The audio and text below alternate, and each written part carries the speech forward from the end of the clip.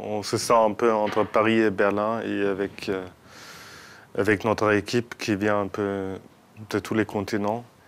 Je crois que notre approche, c'était plutôt de regarder les différentes facettes du Grand Paris à travers peut-être les différentes expériences de tous les membres de notre équipe. Il y a plusieurs principes qui sont apparus. Le premier principe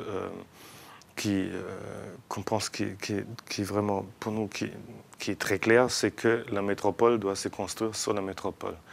C'est-à-dire l'étalement, il existe, il est là, mais on peut quand même dire aujourd'hui cet espace qui est énorme, il a toutes les possibilités, il a toute la flexibilité, il a tous les potentiels pour évoluer vers des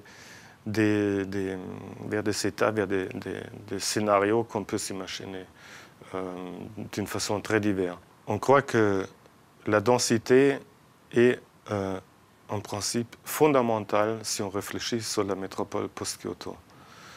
La densité qu'on connaît à Paris, elle est quand même exemplaire. Et elle a fait modèle, je pense, dans le monde. Et je crois qu'elle fait même de nouveau aujourd'hui quelque part modèle. Quand on regarde certaines villes asiatiques qui sont à la recherche d'une densité qui n'est pas une densité juste par des gratte-ciel ou par des extrêmes, mais qui est une densité urbaine. Je crois que c'est pour y injecter de nouveau l'urbanité, pour créer des polarités qu'on peut connecter d'une façon très efficace entre eux, qu'à l'intérieur de ces polarités, de ces densités, la plupart des activités peuvent se faire à pied ou au moins avec des systèmes de mobilité très, très légers. Et parce que ces pôles-là sont aussi des centres d'innovation, de création, de développement. On a trouvé à un moment un leitmotiv qui s'appelle la mobilité graduée. La première chose sur ce quoi tout le monde est d'accord aujourd'hui, il faut passer d'un système qui est un système purement radial aujourd'hui, dans Paris. Tout part du centre et va vers la périphérie. Mais si je veux aller d'un point dans le nord de Paris vers un autre point dans le nord-ouest de Paris, je dois aller jusqu'au centre de Paris pour après ressortir.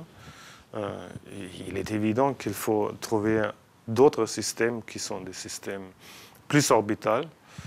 Et selon nous, ce n'est pas un système, mais ça devrait être plusieurs anneaux. Ça devrait être peut-être même pas des anneaux fermés, mais plutôt des pistes, actuellement des tests, de lier ces différents pôles entre eux. Mais après, il y a tous ces territoires qu'on appelle, nous, la ville léchère, et qu'on ne pourra jamais vraiment atteindre par des systèmes ni de métro, ni de RER, ni de tram. Là, il faudrait réfléchir peut-être à partir des polarités, des systèmes beaucoup plus légers, qui sont, je crois, des systèmes de micromobilité, des petites voitures électriques, des scooters électriques, des vélos. On a beaucoup discuté avec l'ensemble de l'équipe sur les différents tissus et spécialement sur les tissus de grands ensembles. Les grands ensembles, là je peux faire une comparaison avec les Plattenbauten, comme on les appelle à Berlin, qui étaient décriés, où on a commencé à les déconstruire, à les décomposer, peut-être même à sauver les plaques pour refaire des bâtiments plus petits à travers ces éléments préfabriqués. Et soudainement, des gens ils ont découvert certaines qualités, comme par exemple, il y a beaucoup d'espaces verts. S'il a une qualité, il y a des vues sur la ville, fantastiques, si on habite un peu en hauteur.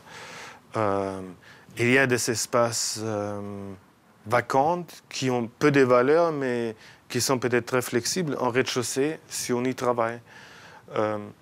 Et aujourd'hui, il y a des quartiers qui ne sont pas des quartiers avec des bâtiments vieux, avec des bâtiments historiques, mais avec des grands ensembles qui sont qu'on appelle des quartiers branchés. où les gens ils veulent y habiter. La Seine, la Marne, l'Oise, mais aussi des fleuves, des rivières et souvent aussi des plans d'eau. C'est un très grand potentiel.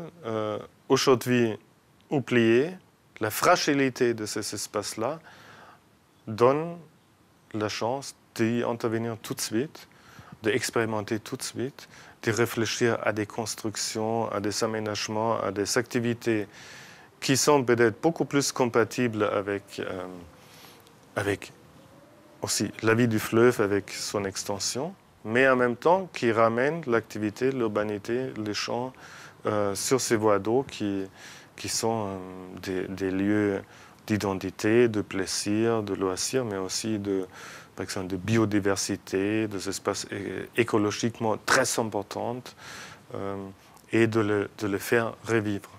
Déjà, avec ce qu'on a, on pourrait de nouveau appeler ça la métropole sur la métropole, la nature sur la nature.